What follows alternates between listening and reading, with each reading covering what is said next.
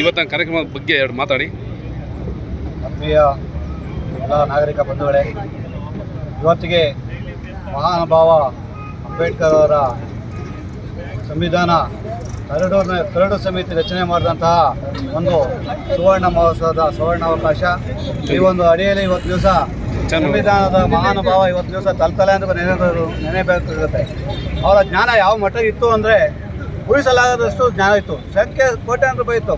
ಆದರೆ ಆ ಮಹಾನುಭಾವ ಭಗವಂತ ಕೊಟ್ಟಂತಹ ಜ್ಞಾನ, ಸಂವಿಧಾನ ರಾಷ್ಟ್ರದಲ್ಲಿ ಸಮಾನತೆ, ಐಕ್ಯತೆ, ಏಳಿಗೆ, ಪೀಳಿಗೆ, ಸರ್ವ ಜನಾಂಗದ ಶಾಂತಿಯ ತೋಟ ಅನ್ನೋದೊಂದು ಮಂದಟ್ಟಲ್ಲಿ ಆದಿ ಕಾಲದಲ್ಲಿ ಇತ್ತು ಅಂತ ಮಹಾನುಭಾವ ನಮ್ಮ ಭಾರತದಲ್ಲಿ ಹುಟ್ಟಿದ್ದು ವಿಶ್ವಕ್ಕೆ ನಾವು ಪುಣ್ಯರು, ವಿಶ್ವಕ್ಕೆ ಹೆಸರು ತಂದುಕೊಂಡಂಥ ಮಹಾನುಭಾವ ಇವತ್ತು ಸಹ ಔಟ್ ಆಫ್ ಕಂಟ್ರಿಯಲ್ಲಿ ನಮ್ಮ ಭಾರತ ಸಂವಿಧಾನ ಒಪ್ತಾರೆ. ಯಾಕಂದರೆ ನಮ್ಮ ಮಹಾನುಭಾವರು ಬರೆದಂತಹ ಕರಡು ಸಮಿತಿ ಇತ್ತಲ್ಲ, ಅದು ಎಲ್ಲವೂ ಸಹ ಎಲ್ಲ ಸಮುದಾಯನೂ ಸಹ ಎಲ್ಲ ವ್ಯವಸ್ಥೆಯನ್ನು ಎಲ್ಲ ಧಾರ್ಮಿಕತೆಯನ್ನು ಸಹ ಗೌರವಯುತವಾಗಿ ಎತ್ತಿಡಿ ಅಂತ ಶಕ್ತಿ ಭಗವಂತ ಪುಣ್ಯಾತ್ಮ ಕೊಟ್ಟಿತ್ತಲ್ಲ ಅನ್ನೋದೇ ನಮ್ಮ ಹೆಮ್ಮೆ.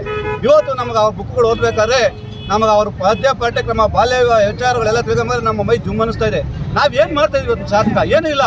ಪಾಪ ಮಹಾನುಭಾವರು ಮಾಡಿಕೊಟ್ಟಂಥ ಸಂವಿಧಾನ, ಮಹಾನುಭಾವರು ಕೊಟ್ಟಂಥ ಅಜೆಂಡಾ, ವಿಚಾರ, ಆಚಾರ, ಧರ್ಮ, ರೀತಿ ನೀತಿಗಳ ಅಡಿಯಲ್ಲಿ ನಾವು ಇವತ್ತು ದಿವಸ ಅವನ್ನ ಅನ್ಯೋನ್ಯತೆಯಿಂದ ಭಾಳ ಸ್ವತಂತ್ರವಾಗಿ ಬಂದು ಅದು ನಮ್ಮ ಪುಣ್ಯ ಅಂತ ನಾವೆಲ್ಲರೂ ಸಹ ಇವತ್ತು ದಿವಸ ಭಾವಿಸಬೇಕಾಗುತ್ತೆ.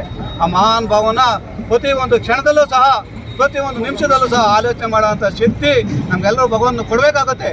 ಆ ಅಡಿಯಲ್ಲಿ ನಾವು ಹೊಂದಿದ್ದೆ ಇದೇ ರೀತಿ ಮುಂದಿನ ತಿಂಗಳಲ್ಲಿ ಅಂಬೇಡ್ಕರ್ ಜಯಂತಿಯನ್ನು, ಅಂಬೇಡ್ಕರ್ ಪುಣ್ಯಾತ್ಮನ ಹೆಸರನ್ನು ಹಲವಾರು ಕಡೆ ಎಲ್ಲ ಜಾತಿ ಭೇದ ಸಮುದಾಯ ಎಲ್ಲವೂ ಮರೆತು ಪ್ರತಿ ಒಂದು ಜಾಗದಲ್ಲೂ ಅಂಬೇಡ್ಕರ್ನ ಅವ್ರನ್ನ ನೆನೆಯುವಂಥ ದಿನ, ಕಾನ್ಸ್ಟಿಟ್ಯೂಷನ್ನ ನೆನೆಯುವಂಥ ದಿನ.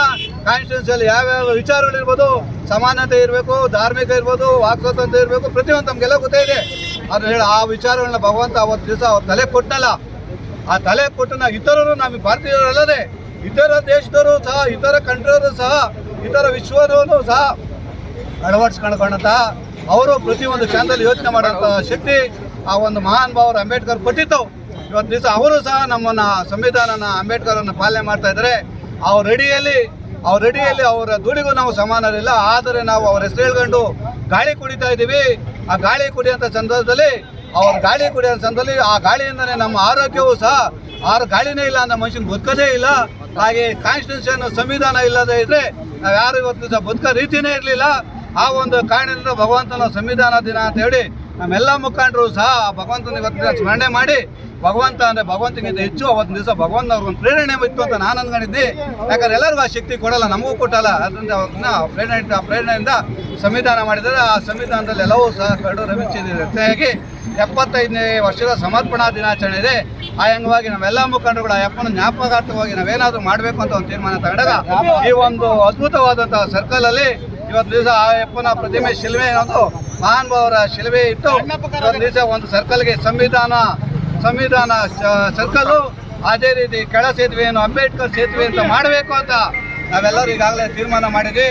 ಅದೇ ರೀತಿ ನಮ್ಮ ಮುಖಂಡರುಗಳೆಲ್ಲರೂ ಸಹ ಆ ಒಂದು ಇದಕ್ಕೆ ಧ್ವನಿಗೂಡಿಸಿದ್ದಾರೆ.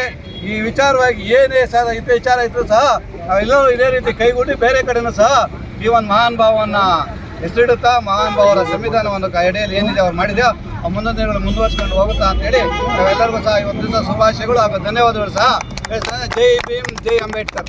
ನಿಮ್ಮ ಹೆಸರು? ಪುಟ್ಟರಾಜು ಅಂತ, ವಕೀಲರು ಹಾಗೂ ನಗರ ಮಂಡಲ ಉಪಾಧ್ಯಕ್ಷರು, ಬ್ಯಾಟ್ರಾಂಪುರ. Thank you.